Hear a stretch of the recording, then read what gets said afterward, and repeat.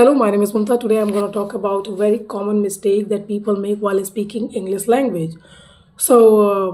I'll talk about other mistakes too, but in upcoming videos.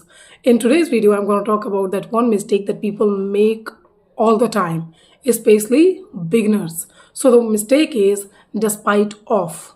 They use of after despite which is incorrect.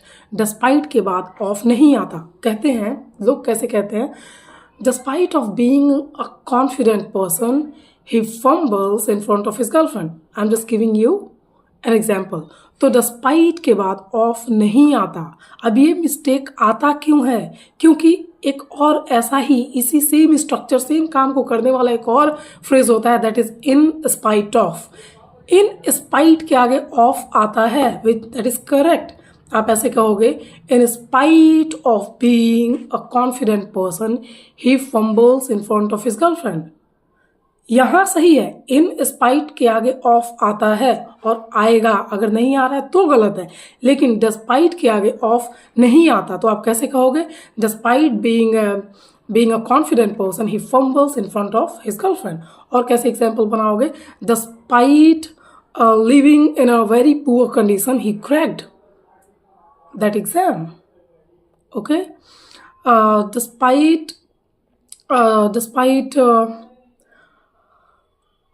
doing so much practice he failed that exam.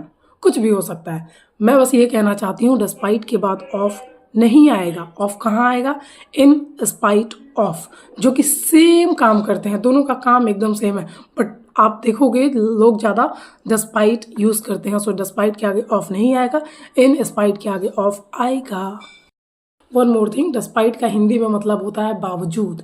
बावजूद बहुत ज़्यादा पढ़ाई करने के वो fail हो गया. Despite doing so much practice he failed that exam. Despite का मतलब होता है के बावजूद. इन स्पाइट ऑफ का भी मतलब होता है के बावजूद. पर दोनों में डिफरेंस कहाँ होगा? डिस्पाइट के आगे ऑफ नहीं आता, इन स्पाइट के आगे ऑफ आता है.